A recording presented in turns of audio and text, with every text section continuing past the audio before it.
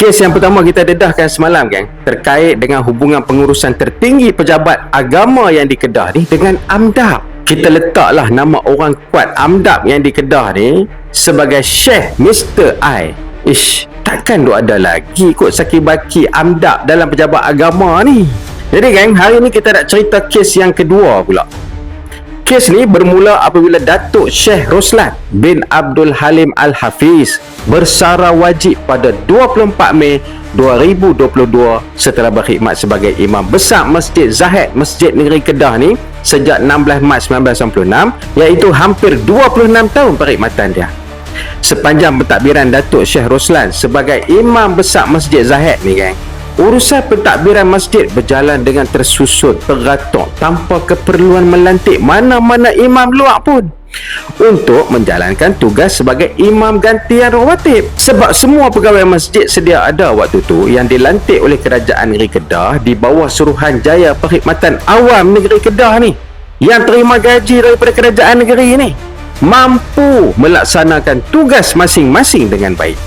Namun selepas persaraan wajib Datuk Syekh Roslan ni, Syekh Mr. I ni gang ambil alih saja pentadbiran Masjid Zahid bermula tahun 2022 dengan memegang jawatan sebagai orang penting jawatan kuasa Masjid Zahid.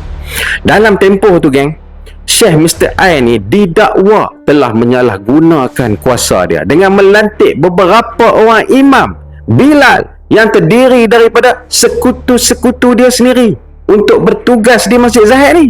Pelantikan tersebut melibatkan bayaran gaji bulanan berjumlah puluhan ribu ringgit yang didakwa dibiayai menggunakan dana awam masjid sejak beberapa tahun kebelakangan ni.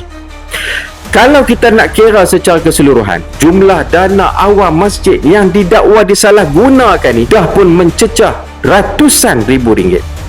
Padahal waktu Datuk Syekh Roslan pegang, tak perlu pun semua ni, boleh je mereka perform. Padahal Masjid Zahid sebenarnya dah ada pun pegawai-pegawai masjid yang sah yang dilantik oleh Kerajaan Negeri Kedah melalui Suruhanjaya Perkhidmatan Awam Negeri Kedah. Lebih membimbangkan ni gang, aspek keselamatan aset-aset masjid turut dipersoalkan sekiranya berlaku kejadian kecurian atau kebakaran, kerana semua imam rawatib yang dilantik daripada kalangan sekutu Syekh Mr. I ni dikhawatiri tidak dapat memikul tanggungjawab sepenuhnya terhadap keselamatan dan amanah tersebut.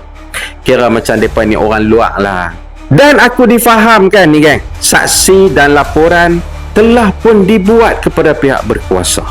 Tapi untuk yang tak tahu, imam rawatib ni adalah imam luar lantikan masjid, masjid yang bayar gaji. Imam yang rasmi kerajaan negeri yang bayar gaji. Faham kot no? Jadi sebenarnya kan kita tak mau dah pengaruh-pengaruh AMDAP ke ataupun pengaruh-pengaruh luar terhadap masjid ni. Kita nak pastikan Kedah ini sejahtera, nikmat untuk semua. AMDAP mantap.